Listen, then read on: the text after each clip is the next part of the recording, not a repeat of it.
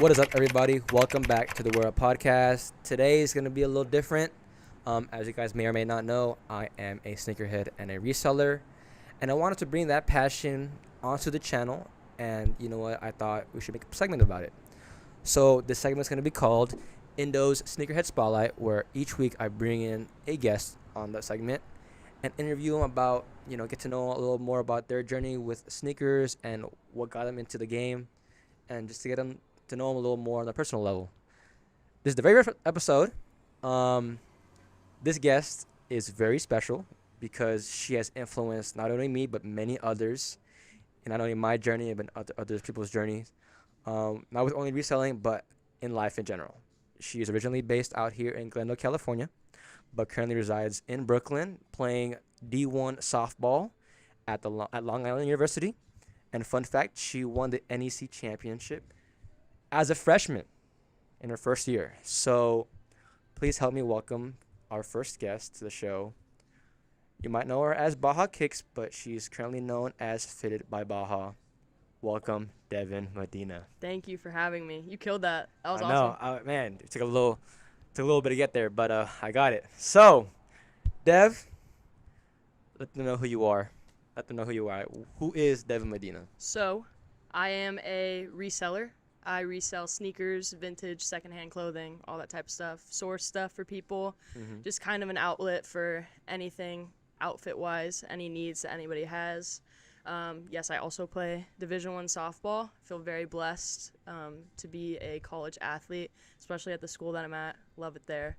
But yeah, that's kind of who I am right now. I feel like that's a really good spot to be in at this age, and just happy to be here. Really happy to be here. Yeah, as I said before, you are now living in Brooklyn, and you go back and forth between Brooklyn and California. So how has it been adjusting to the lifestyle? Because I know Brooklyn and New York in general has a very unique culture, and I know California does as well. But how has it been trying to adjust to that lifestyle out there? So honestly, they're not too far apart. I mean, I think a lot of people know that streetwear culture is very similar between the two. I'd definitely say that Brooklyn and Times Square is a more expensive taste out in New York versus Los Angeles, but it's been super fun to be a part of. And honestly, in terms of adjusting, it wasn't difficult at all. I think I was really ready to kind of leave LA and experience something new. Right before I left, I was going through a lot, and so I was really happy to just be able to kind of get out of the house and experience new things and kind of create this new life for myself, and just kind of be living these two cool little separate lives where I liked going to New York and nobody knew who I was, so I could kind of build for myself what I wanted. So that was super fun. But in terms of adjusting, I was ready to go. So it really wasn't that difficult. That's awesome. Yeah. A lot of people do have a hard time adjusting, but it's good to know that, you made it was easy, because California and New York, as you said, is similar. So that's awesome. You are a Division I athlete, and I know that athletes' schedules in college can be very rigorous. So how has it been adjusting to that particular part of college? Having to deal with practices, gym sessions, film sessions, as well as going to class, getting all that work done, and having to message your teachers about, I need an extension for this, or I need some time to work on this. How has it been adjusting to that? So I'm actually incredibly blessed with the coaches that I have, because they are very,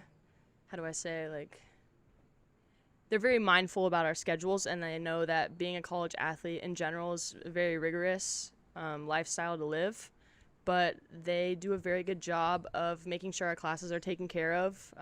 If we need to miss a practice here and there, or if we need to be late, they're okay with that. They want us to get all of our classes done, and in general, I'm pretty sure our second semester GPA average was a 3.58 or something like that. So the team in general handles that very well. But honestly, again, wasn't too difficult. It should have been more difficult than it was, but I was lucky to have coaches that were just so good about that, were super taken care of. Also, there's certain teachers that really helped me get the classes that I needed. I had to reach out to a teacher this summer that I knew I could trust to help me figure out some of my classes, because I had conflicting schedule with some practices and that whole thing, and she took care of it. I called her. She took care of it in 5 minutes. So I've been super blessed with the people that I met at the school, and my coaches, I just can't thank them enough, because they're huge for that. Most college athletes are not as blessed as we are to have coaches that are very helpful with our school schedule. So it's been great. But morning lifts, like waking up at like 5:50, the lifts are at like 6:30. Not too bad. I've heard a lot worse, some like way worse stories with other colleges. So even then, like, feel blessed and just get that stuff done. And then practices are usually around like, it's like 3 or 4 in the afternoon. And honestly, they're fun to be a part of when your teammates are so awesome and your coaches are so awesome. Like, I'm just happy to be there 99% of the time. Obviously, there's those days where you don't really feel like getting up. You don't feel like you want to do that kind of stuff. But like, overall, just super blessed to be able to do those things. So just attacking them with a positive mindset. It's not as rigorous as a lot of people think it is at other schools. I'd say like at other schools it's probably a little more difficult, but yeah, we're very taken care of at LIU. So That's awesome. You know, as you said, it's very easy. Not as easy, but it's very it's better for you compared to other people to adjust to that lifestyle. To anyone becoming a collegiate athlete or an athlete in general that has to balance that workload, what advice would you give them as they're starting off that career? I would just say give yourself grace. I think that's kind of the motto I've been using a lot lately, because I'm someone that likes to overload my plate and thinks that I could take on more than I can. It's always good to work hard, and you want to be the best version of yourself that you can possibly be in that moment. But you also have to think, like, what am I doing to my mental health? Because you're going to think at first, like, oh, I can take on all these things. My mental health is fine. But then you're exhausted by the time you get to season, and you've overloaded your plate for the past first semester, and you're like, I haven't even gotten into my sport yet, because softball's a spring sport. So it's like, I would just say, like, give yourself grace. Like, let yourself rest up, get energy, whatever. I have a lot of moments where I want to stay up until 12 and I have to wake up at 5:50.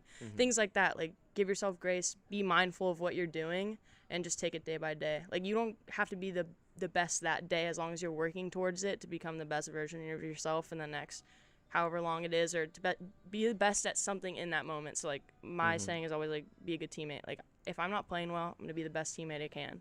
So just, like, not overloading your plate so you can be the best teammate you can, or be the best whatever you need to be in that moment in time, I'd say. That's awesome. Yeah. So, you know, you're a student, you're an athlete, but you're also a businesswoman. You know, as you said, you resell sneakers and you sell vintage clothing. Like, when you look back in your journey, what got you into this? Like, what made you start reselling? So originally, I was very drawn to a brand called Golfwang. So a lot of people don't know what that is. It's Tyler, the Creator's brand. It was pretty big. I want to say like 4 years ago is when it was really popping. I saw a girl at school with the shoes on, and I was like, oh, those are cool. Obviously, I was drawn to the shoes, but there were these Golf LaFleurs, and they were 2 different colors, and it was so loud, and I was like, oh, those are cool. So I got a pair of those for my birthday, and I was like, okay, well, I have these. How am I going to be able to afford all the other stuff? So I started, like, randomly, like, reselling stuff. I went to a drop. I had to wake up at, like, 4 a.m. to go to that drop. And I bought a pair of shorts that I thought I wanted for myself. They were these flame print shorts. I would have looked terrible in them, but everyone wanted them. Right. And so I ended up getting one of the last pairs. It was the display pair, actually. And they didn't fit me right. They didn't not look good. Thank God I didn't keep them, because that would have been criminal. But I ended up selling them as soon as I got home. I bought them for $80. I sold them for $280 right away. And that was the first taste of, like, profit that I had ever experienced. ROI. And so that $200 that I made, it completely covered everything else that I bought at that drop and more. So I was like, okay, this is my way. This is my way in. So I discovered that there was, like, a Golfwang reselling community. I got all into that, built my connections, and I was in that for about 2 years, just more collector, not really a reseller. But anytime I'd want something, I'd sacrifice some of my own pieces to do that. I started to fall out of love with the brand. They weren't really producing stuff that I was super into, so I decided to sell my whole collection kind of right before the brand died down, and I got $1,000 off of that, and I invested that all into sneakers, because I was like, okay, if I buy this $400 sneaker, obviously it's more expensive than Golfwang. If I buy this $400 sneaker for myself, that leaves me with $600. I buy another sneaker, it keeps dwindling down. How am I going to make that money? So I started with buying used shoes, quick flipping them. I had to do some GUA deals here and there. Got scammed a couple times. It happens. Take to some the best losses. of us. Yep. But that's kind of how I built it up. Had my first story sale with 12 pairs. Sold out quickly. It's 12 pairs, but that feeling to sell out was pretty cool. I think I was like 15 at the time, and to sell out like that, I was just super excited. And and then it kind of just took off from there. Just consistency straight from there. That's awesome. I remember, uh, when I was getting into the game, I had nobody. I didn't have anybody to like look up to or to hit up and ask for advice. So, but I heard of her page. I've also heard of USC's page, memes page. Shout out to them too. And I followed them, and I really got inspired about how they not only promote their brand, but they connect with the consumer as well. In this type of game, it's not only about making money; it's about building a customer experience and a community. With that being said, I know you recently went through a change in your brand and your rebranding. You went from Baja Kicks to Fitted by Baja, and I want to know like what motivated you to elevate your brand. So the original kind of inspiration by Baja Kicks was obviously to grow my own collection, but was also to help other people to be able to afford these shoes. Because growing up, I would watch all these Supreme unboxings and like these sneaker unboxings, and I was like, okay, that's so cool. I'm never going to be able to afford that, right? So I was like, how can I be an outlet for other people to save money and be able to rock the stuff that they want and just feel confident in it? So I started out with sneakers because me personally back then, I was really lacking with confidence. I didn't think that I deserved to wear those nicer clothes, all that stuff, but I was like, you know what, I could pull off a pair of shoes. So that's why it started with sneakers. And so as I'd say only within the past year, I started to grow confidence with clothes, and I started experimenting with stuff, with going thrifting or like buying off of vintage resellers or secondhand resellers. And I started to realize that A, there's a market there, and B, like that is so much confidence right there. Like obviously you can put on a nice pair of shoes, but how's the rest of your outfit gonna look? And I was like, I started to build this confidence I had never seen with myself before. I just felt so good stepping outside and being comfortable with what I was wearing, and I felt comfortable with myself. And so I was like, so how can I help other people? I can help them with their shoes. That's awesome. But I was like, let me do the whole outfit. Like, let me get them feeling confident with themselves completely. And so that's where I want to say about like 8 months ago when I first got to New York. I was kind of like, how could I do this? I could start a brand. Mm-hmm. I could do all these different things, but it's a little bit difficult from New York. And when I'm playing softball, it's a little bit hard. So I was trying to find out different usernames. I wasn't crazy about any of them. I was like, I don't know if people are going to buy into this. They all followed me for sneakers. I don't know if they're going to like the vintage. And so I want to say I was talking to Tapped In Sneakers about it. I was driving to Colorado. I want to say like 3 or 4 months ago. I was driving to Colorado, and he was like, this is like your little way. Like, this is how you're going to get in. Like, this is going to be your lane. This is how you're going to be different. He's like, you just need to go all in on it. Like, every moment you're hesitating, that's procrastination. And Right. you need to like just put this dream into reality. You need to help these people. Like, and that was super inspiring to me, and so I just did it. And my page was at a little bit of a low. My engagement wasn't crazy. It wasn't getting a lot of like attention or clientele because I was gone for a while this past year because I was figuring out Brooklyn. Right. And so I was like, no better time than now. Like, nobody's really watching me like they usually are. Like, I'm just gonna make this change now and just go all in. So I ended up making that change. It's been great.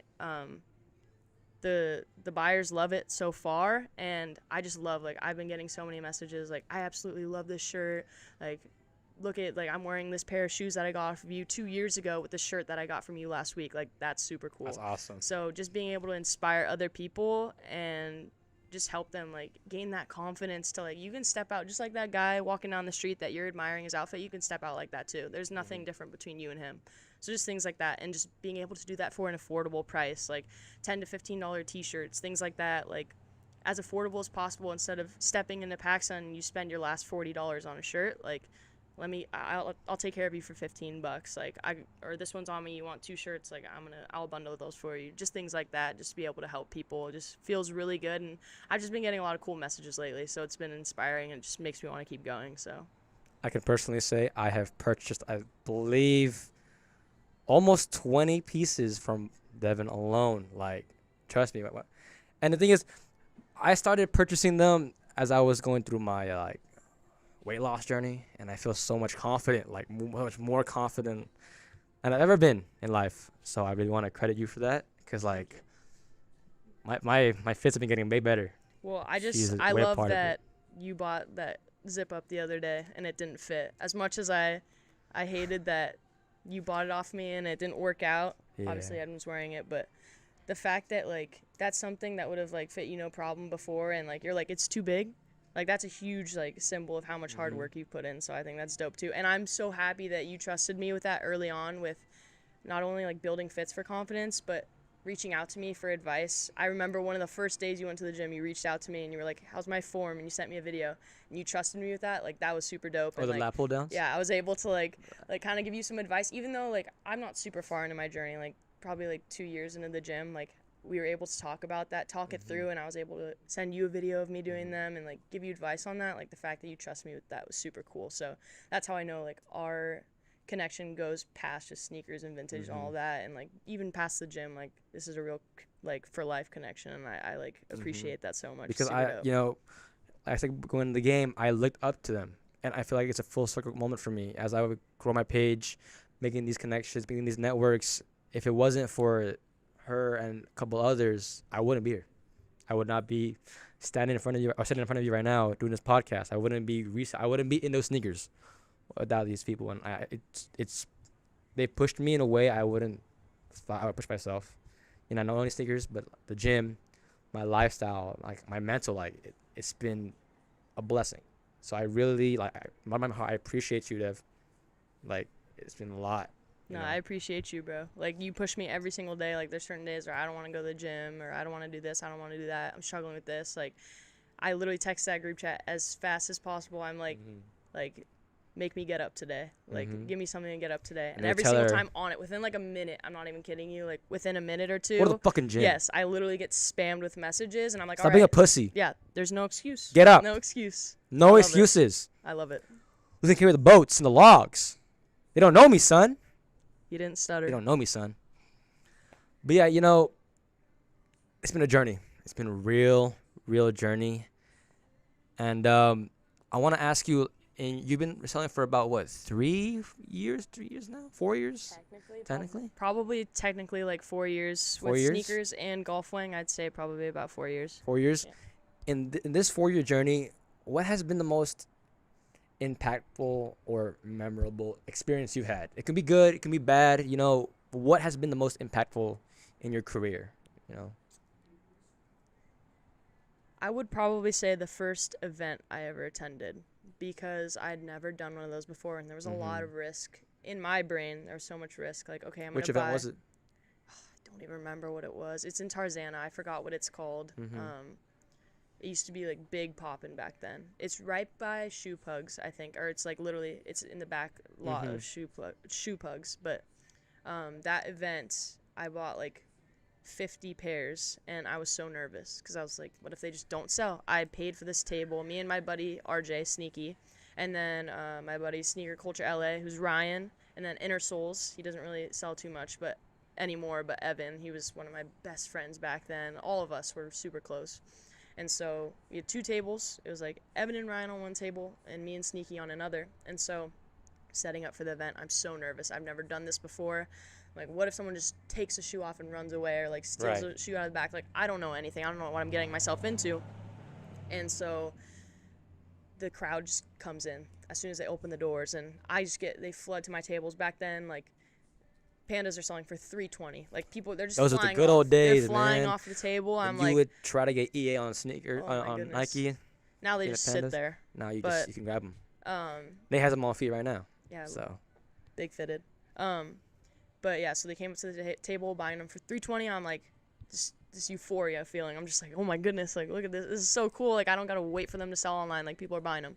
And people are coming up to me. They're like, oh, you're Baja Kicks. Like, I've seen you on Instagram. I was like, that's so cool. Like, you know who I am. Like, that's super cool. So they came up to me, whatever. But as soon as that crowd passed, there's nobody at my table. And I'm like, I was looking at my buddy RJ. I was like, RJ, I'm worried, bro. Like, why is nobody here now? Like, the event's not that big. So I'm like, nobody's here now. Like, I still have like 40 pairs left. Freaking out. It's only 30 minutes into the event. I'm like already tripping because I've never done this before.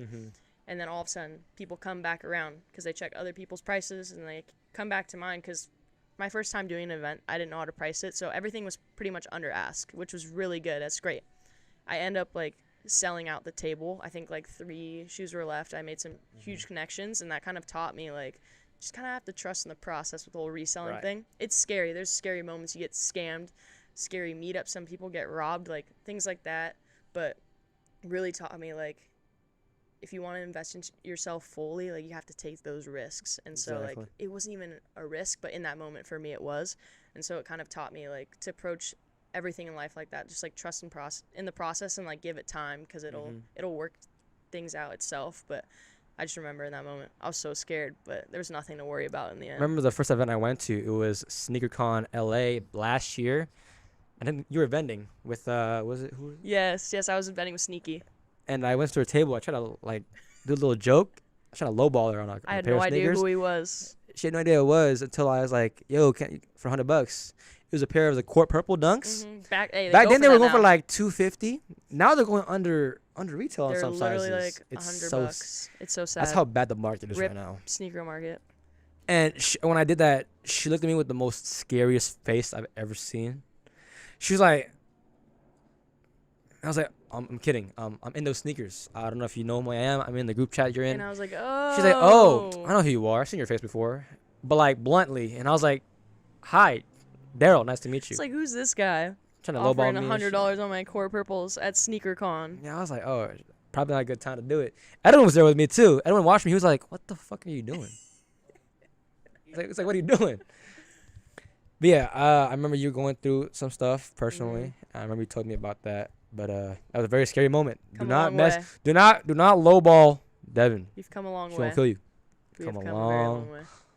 Long way. I remember that moment just being like, I couldn't tell if you were joking, but I was like, I don't know who this guy is, so like I don't know if I'm supposed to laugh or like what the situation was. And then you were like, oh, I'm Indo sneakers, and I was like, okay, because we had been in a group chat, and so I was like, I didn't know who I was talking to in person, and then I was like, he said Indo sneakers. I was like, oh, I've talked to this guy a million times. Like, I'd known that you had like bought stuff off of me too, like vintage stuff, because at that point I was implementing a little bit of vintage, but not too crazy. But I knew that you had bought some stuff, and then I was like, oh, okay, here we go. I was like, because at first I was like, who is this guy? And then I was like, it's Indo.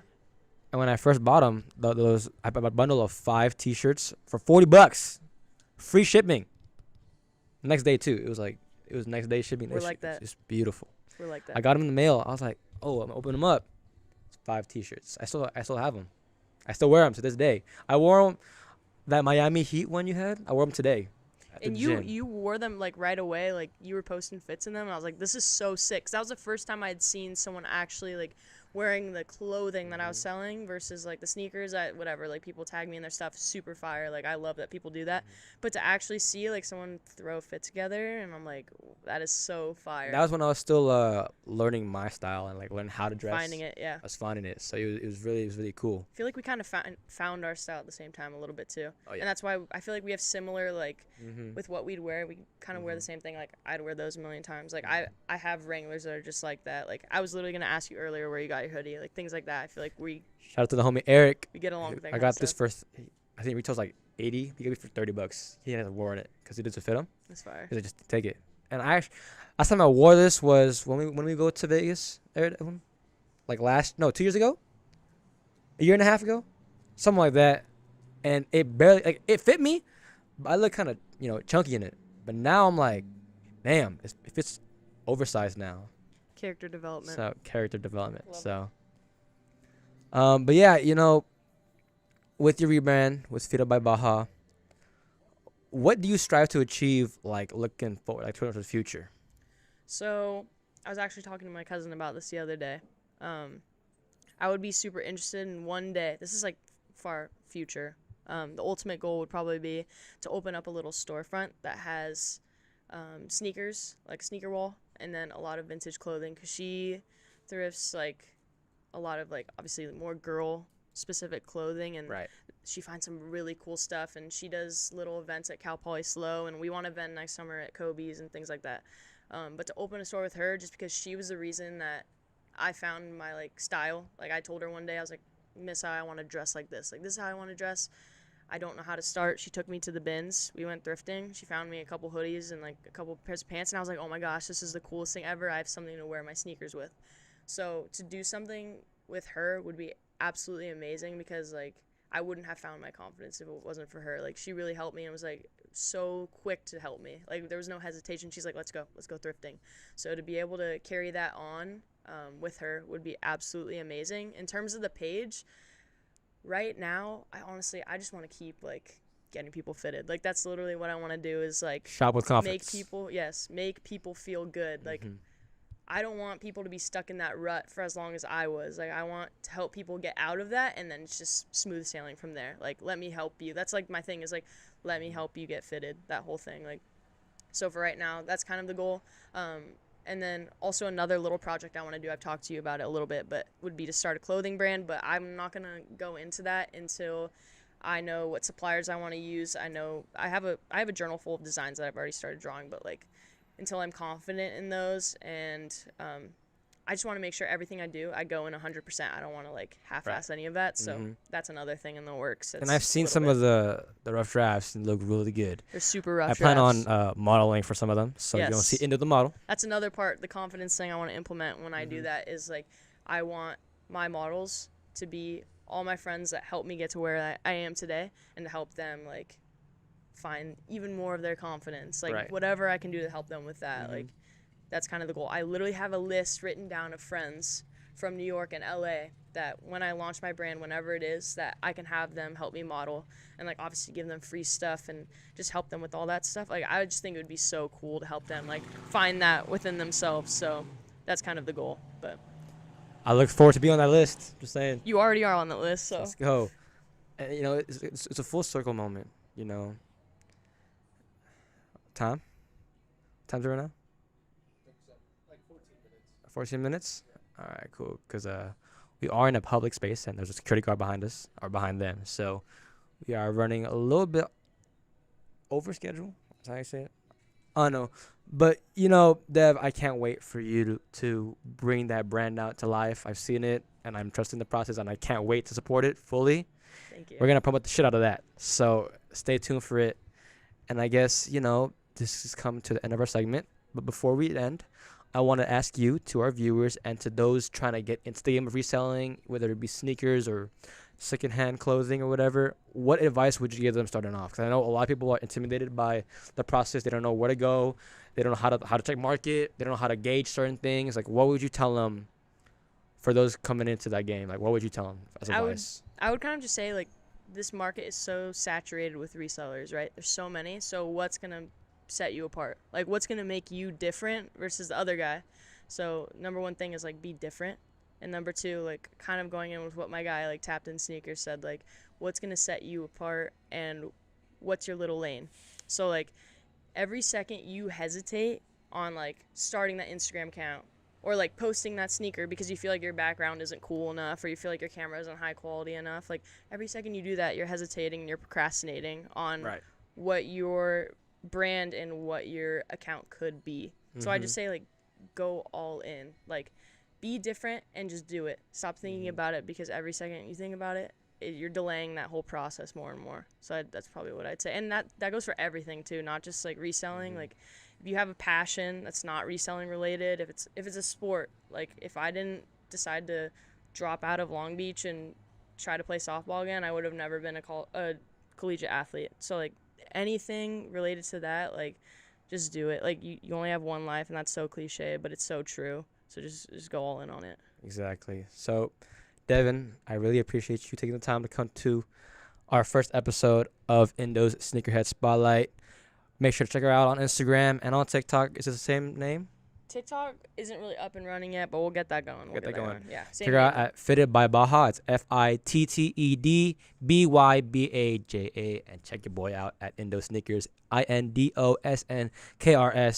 Devon, thank you for joining the podcast today. Thank you for having me. I appreciate it. Peace.